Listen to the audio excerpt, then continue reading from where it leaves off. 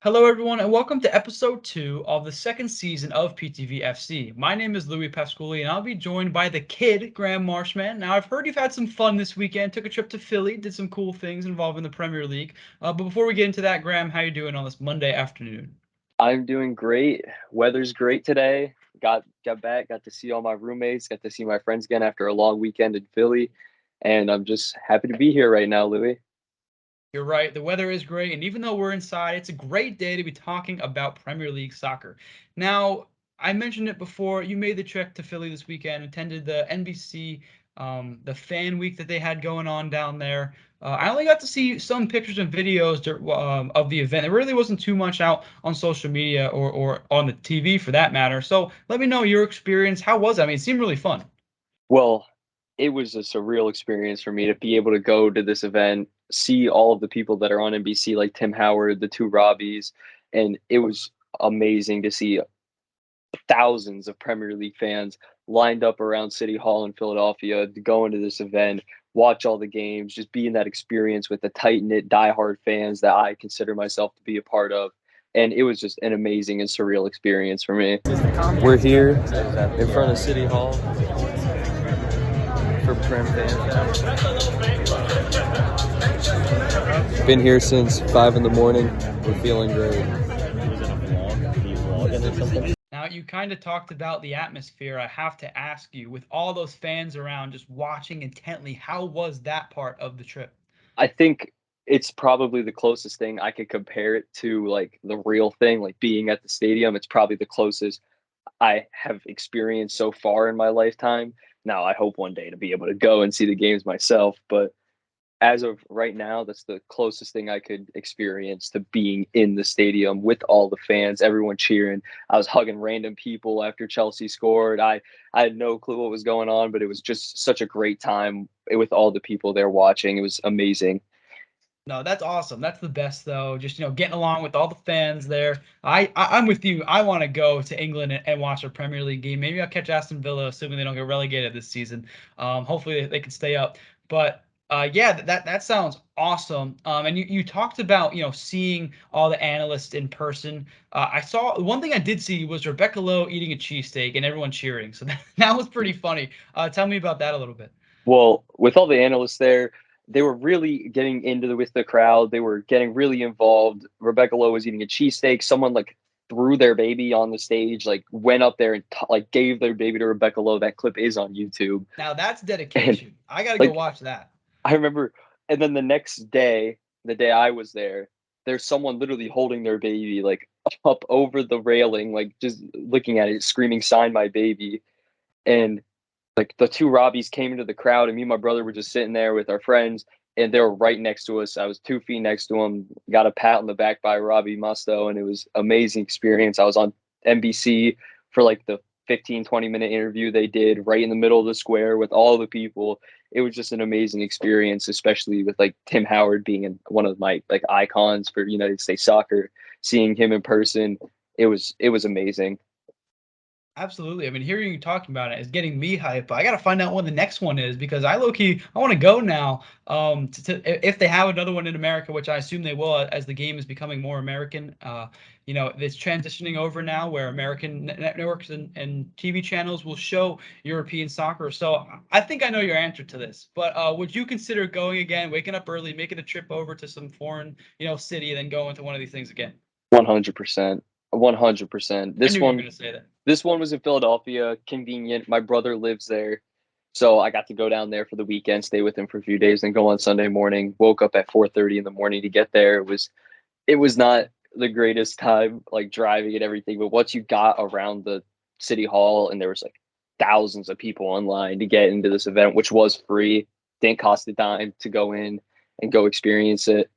But if it's like in New York City or Pittsburgh or Philadelphia again, even in Boston, just places that are close by, 100% I would do it again, 100%. All right, well, you're going to be in charge of letting me know when it is because I'll go with you and we can have a great time Definitely. at an event like this. Oh, absolutely. I'm excited now. I got to wait. Unfortunately, I got to probably wait another year for this. If I wasn't busy, I might have went with you. But you also got to see a Chelsea W in person. Well, not in person, but as close to in person as you can get with thousands of screaming fans around you. That must have been pretty damn cool. Oh my God. So the way they had it set up was they had a bunch of TVs. Like there was two TVs dedicated to Chelsea fans. One TV like on the main stage was dedicated to Arsenal game. The one TV was dedicated to Manchester United fans. There was one in like the far tucked in the far back corner that was like the West Ham Southampton game. And I gotta give it to the West Ham fans. There was about maybe 30 of them, and you could hear them the whole game. You could hear them. Like when they scored, I hear screaming. I thought it was the Arsenal fans, but Arsenal didn't do anything. And I looked like half a mile down, and I just see the West Ham fans going crazy. But seeing that Chelsea game with all those Chelsea fans we're all doing the chants that they would do in the stadium. We're screaming. We're having a great time. When they scored, it just went ballistic. Some random guy gave me a hug. I was having a great time. It's actually, oh, my mom took a picture of us. Like you could see us in the crowd because they had a camera above it, and you could just see everyone going ballistic. And it was just such a great time to be able to watch Mason Mount get a double at Villa Park, beat Villa 2-0. Granted, the first goal was a little bit of a gift, but I loved every second of it. It was just amazing. Yeah, and you talked about Mason Mount. That was the guy that I was going to talk about. As you said, scoring a brace. What a good young player he's turning out to be for the Chelsea squad. Let me get your thoughts on him so far. Well, he is the youngest. He is tied now for the youngest Chelsea player to score 25 goals with Aiden Hazard. And this season, he had a little bit of a rocky start. Wasn't really performing at the level he is, probably from some burnout. He plays almost every game for Chelsea. He was playing games for England. Probably a little burnout at the beginning of the season, but now he's started to find his form a little bit better. He's gotten man of the match performances in the last 2 weeks with goals and assists. In this game, got the double. Amazing free kick. Really good instinct on the back header from Mings to be able to just read that he was going to miss it. Comes off, slots in the corner, nice and composed. And I couldn't have asked anything more from him today. It was a great performance, and I'm really, really excited to see where his career goes as a Chelsea player, being from the academy and being raised to the ranks. Right. He rose from Chelsea youth squad, and I first really heard of him, as you mentioned, when he was playing for England. It was like him, Declan Rice, a few really good young players, but he seemed to stand out. And correct me if I'm wrong, he played majority of the games with England, where Starden played most of the games, right? Like he was right. You're nodding your head. He was the one who was getting those caps for the England national team. So that's when I really heard of him, and I kind of followed him, through his like stint at Chelsea now, and he's really showing to be a really good, promising young talent. But I want to talk about this next few games stretch for Chelsea. It's not the easiest, but not the hardest. They play Brentford, they play Man U, and then they play um, uh, Brighton, Hove Albion. So it's not the top teams in the Premier League, but by no means it's the bottom team. So how do you think they'll do in this upcoming stretch? Well, my biggest concern right now is the loss of Reece James. At least on He won't be back until after the World Cup to play for Chelsea. There's a lot of concern if he'll play for England in the World Cup because of this knee injury. And it was a lot worse than it appeared because during the game, I really didn't think anything of it. I thought it was just a little knock on the knee. He'll be fine. He'll be back for the next game. Not having him there and not having a solid definitive right back to play in his position other than Azpilicueta, who's like looks like an old man out there. But him losing him and Wesley Fofana, having to play Thiago Silva a ton of minutes, it's not going to be good for him. Yes, he's world class. Yes, his IQ is amazing, but he's still 38 years old and he needs rest. So the lack of those two players is really going to affect Chelsea in these stretches. Against Brentford, we'll be fine. I think we'll pull through Brentford. They're a hard team to play, yes, but I think we'll be able to get the job done. Man United, I'm worried about. Brighton Hove Albion, I'm worried about. We have Arsenal coming up. I'm worried about. All those games are just games where these key player, like a key player like Reece James, who's established himself as the best right back in the world, missing him is going to take a huge blow on Chelsea, and we're going to have to make do with what we can. But I do think we can win every single one of those games, 100%. It's a matter of will this affect us a lot or not. Yeah, and I'm excited to see. Well, I guess I shouldn't say excited. It's not really the right word, but them overcoming adversity and battling through it. Like, are they going to have the squad rotation to be able to overcome an injury, like you said, to one of the best like players on the team and in the Premier League, honestly, best defenders in the Premier League, in Reece James. And so with playing Champions League football and Premier League football, like, are they going to have a good enough rotation to withstand it? I guess only time will tell, really. But that'll be an interesting storyline that I'll be looking forward to as the season progresses with Chelsea. So yeah, I guess we'll see how that all plays out. But you know, it's not too late. Last week we talked about your prediction for Chelsea finishing. I believe it was third, right? Third in the table is where you said they would finish. Second. You said second. Oh, you're wow. I'm Okay. praying on So Arsenal's downfall. okay. Yeah. No. I mean, that's right. There was a lot of Arsenal slander last episode. But yeah. So you actually had them as second. So that will prompt me to ask the question: how is the prediction looking after this last week? With yes, they got a big W, but they picked up some injuries. How do you feel about that placement of the table? I still think we'll finish second. Reece James is only out till November, at least November. And with the World Cup, if he doesn't play in the World Cup, he'll have plenty of time to come back, find his form in training with the team, and be able to, really kindle that injury and keep playing. Fofana, it's still not decided how long he's really going to be out for, but I do think we will still finish second. I think Arsenal looks very, very shaky against that Leeds team, and Leeds definitely should have beat them. Saliba definitely should have been sent off with that red card. It was, I think, complete mishap on VAR's standpoint. I'm not just saying that because I'm a Chelsea fan, but um, yeah, it really does seem like Arsenal will fall off eventually, and Tottenham still just don't look like they're 100% to make a push. They still look like that shaky Tottenham team. That inconsistency is still going to set in.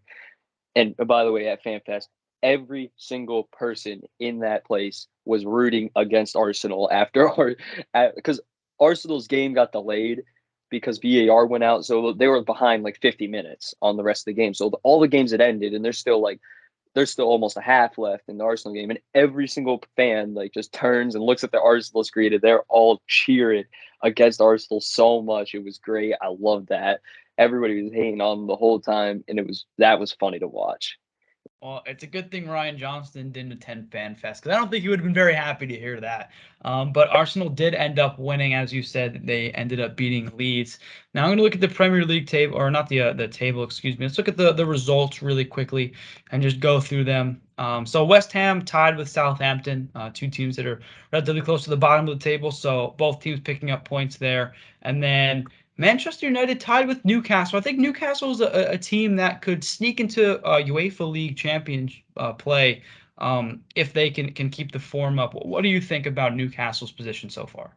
Well, so Chelsea was like in front of me, and a Newcastle and Manchester United game was like happening behind me. So when this game was kind of out of the Chelsea game was kind of out of reach, we had kind of won. We kept like turning and watching, trying to watch, and it really did seem like Newcastle had control of that game almost the full 90. Manchester United are just honestly it's so inconsistent. It's so very much disjointed as a team. They don't look like they're together. Ronaldo doesn't look like he even wants to be there anymore. It's a whole situation with Man United like it is every year. But I really do think that Newcastle can make a really good push to try to get into a European position, whether it be Champions League, Europa League, or even Conference League. They can definitely make that push to get into those spots, which I definitely think they will. Yeah, I think so too. And I guess we'll just have to wait and see with Newcastle. I mean, I like watching the way they play. I think oh, I'm gonna forget his name now. Saint Maxim, that's his name, right? That dude is so skillful, and watching him play is such a treat. I really do enjoy it. I think he picked up a knock recently though. And so he's still recovering from that, but nonetheless, when he is healthy and he's like fully ready to go, I really do enjoy watching him play. And then moving on to Liverpool, a big upset. I'll say a big upset. I thought Man City was going to win. They very well could have. Phil Foden had a goal. It was called back by VAR. But Liverpool ended up winning 1-0. You're showing some teeth, acting like you don't like that call. Let me know your thoughts on that game. I thought I thought Liverpool definitely took a step up from what they were like playing as before. Their defense really stepped up, I thought, against the likes of Erling Haaland, Phil Foden, Kevin De Bruyne, and that Phil Foden goal. I mean, I can't really say I agree with it 100% of the 100%, but I can't say they weren't right in the decision. And That place was definitely against Man City because that's the last game of the. That was the last game. Everybody's still there, and we're all watching it. And when Liverpool scored, that place went ballistic. Like it was crazy because majority of the fans there were Chelsea fans and Liverpool fans, from what I saw. Majority. So when Liverpool scored, everybody's rooting against Man City because they're the villains now. And when Liverpool scored, that whole place just went ballistic. The Liverpool fans were like screaming. It was amazing to like be there and experience that goal live. And it's just a defensive breakdown from Man City, and Liverpool played better than they have all season, and Man City just didn't step up to the occasion. It's a good win for Liverpool. Does it really help them in the standings? No, because Liverpool is so far down right now. They really need to pick it up if they want to be able to try to get a European spot. But it's a good way to start. Beating Man City is a great way to start that comeback. Great way to start that run of form. Yeah, and I was a bit surprised to see that. I'm in agreement with you. I think it was kind of ticky tacky. Had they have not called it back, the goal back for Manchester City, I would have been perfectly fine with that, and then it would be all level, it would be 1-1 game. But a defensive breakdown is a perfect way of describing it because that's exactly how it was. It was right from the goalkeeper to Mohamed Salah. He beat one defender and was in on net, and Mohamed Salah 1-on-1, he's going to score almost every single time.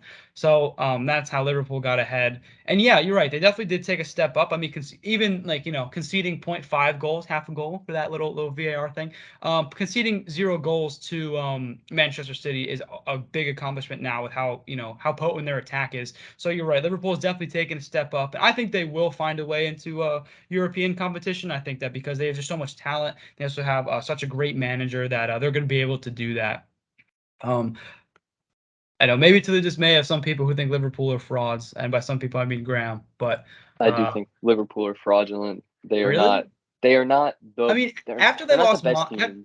yeah, no, that's fair. That's fair. After they lost Mane, it was clear to see that their attack was lacking. Yeah, And it's kind of funny too because Mane really hasn't found his footing with Bayern Munich either. Because I watched some Bayern games. My friend's a big Bayern fan, and he hasn't really done what they've asked him to do thus far. Maybe he will in the future, but it's kind of interesting that they after they lost Mane, not only did Liverpool struggle, but Mane is kind of struggling also. but well, the thing with Mane is in the Bundesliga, he's not playing with the traditional nine.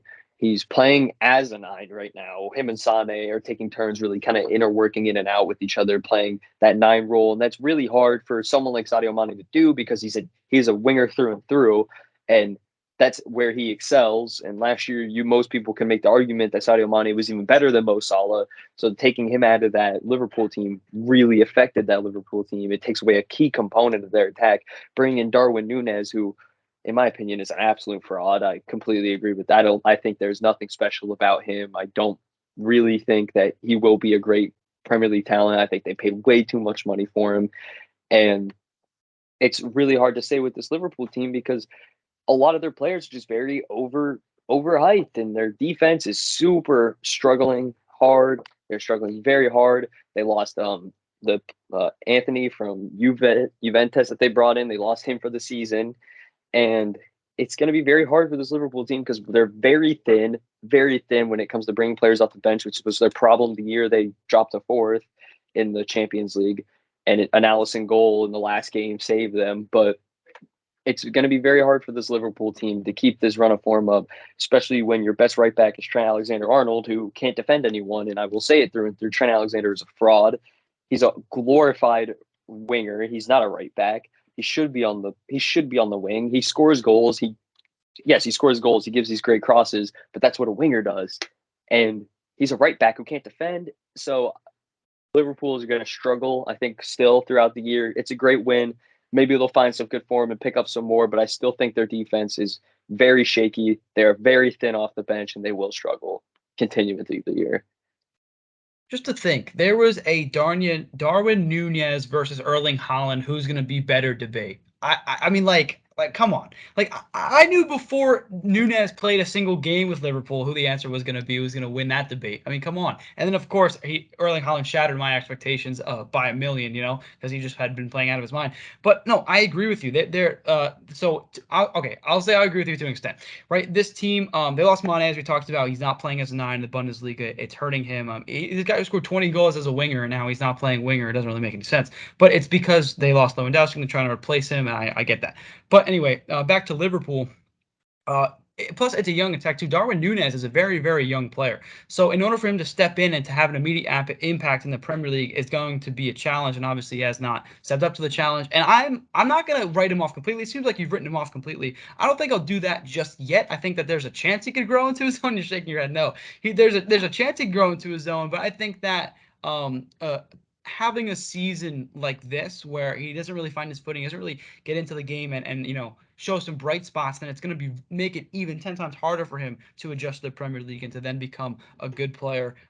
For me, the jury's still out on Trent Alexander-Arnold because looking like back, like the dude's a good defender. Now you talk about his goal scoring ability as well as his crossing ability, and we all know that he has that the offensive side of his game, but the defensive side of his game, in previous years, at least I'll say hasn't looked too bad, right? He's been able to defend the speedy wingers, on the flank. So I guess I'll just have to go back and watch him again. But I'm not willing to say he's a fraud yet. But what are your Well, thoughts on that? well, when it comes to the big debate, when it comes to right backs, Reece James, Trent Alexander-Arnold. Reece James on multiple occasions delivers offensively. He scores goals. He gets crosses in the box. He gets assists. But on defense, he shows up every single game. He pockets the speedy wingers on the left. I remember Champions League game. He put Raheem Sterling in the ground on so many times. Was so impactful on the defense, and he does it in all the big games. In every game we need him, he's always there to do that. But Trent Alexander-Arnold, I feel like there's a new meme of him on Instagram every time he plays right back. There's a meme of him getting scored on by Mitrovic. There's a meme of him getting scored on by Vinny Jr. in the Champions League final, which is a disgrace of defending. He gets pulled out of position way too much. He doesn't get back on defense. He's just not a right back, and he doesn't play like a traditional right back. Yes, he can keep up with the fast wingers, but the wingers will beat him 9 times out of 10. He's a good player, yes, but he's not a solid right back, in my opinion. No, that's fair. I mean, that's a fair point. And also this year with the tactics of Jurgen Klopp and how they press so highly, I know there's obviously it's either Klopp's tactics are having him out of position and that's why he's doing so poor defensively, or it's no, this dude's just a fraud and he's not good at playing defensive football. But either way you look at it, I think that like there's truth to both, right? I think there certainly has been a little bit of a decline from him defensively. But also like Klopp is right in the sense that he is up pressing like and out of position, and so that's why it might make it look bad when you watch it we watch it back. But I won't go as far as you. I'm not going to say he's done yet. Now if he continues to like not show up defensively as you talked about, and we're in like match week 16, 17, 18, like starting to get into like the meat of the season, then we could see me totally be out on him. But as of right now, I don't think I'm gonna willing to say that just yet. I'm not going to write him off as a player. I think he's a very good Oh yeah, player. yeah, yeah. I think he needs, As like a defensive like right yeah, back. I think he needs to get a position change. I think he needs a position change. And I actually have a Liverpool fan in my room, like sitting over there right now, and she is just she's been giving me the death stare for like 10 minutes. I completely forgot she was here. And I just look over and she's like staring me down because she's a diehard Liverpool fan. She So does not want to hear you spew these narratives no, about Alexander Arnold. they're not narratives, they're truths. But All right. Well, I'm gonna go watch some film so I can come up with a more clear conclusion for next podcast. And you seem like you have a conclusion, having him switch to right wing or maybe even right midfielder. But that will do it for this episode of PTV FC. It has been the second episode of season 2 for our producers Cooper Tennant and Mateus Bueno, and our host Graham Marshman. My name is Louie Pasculli, and we will see you next time.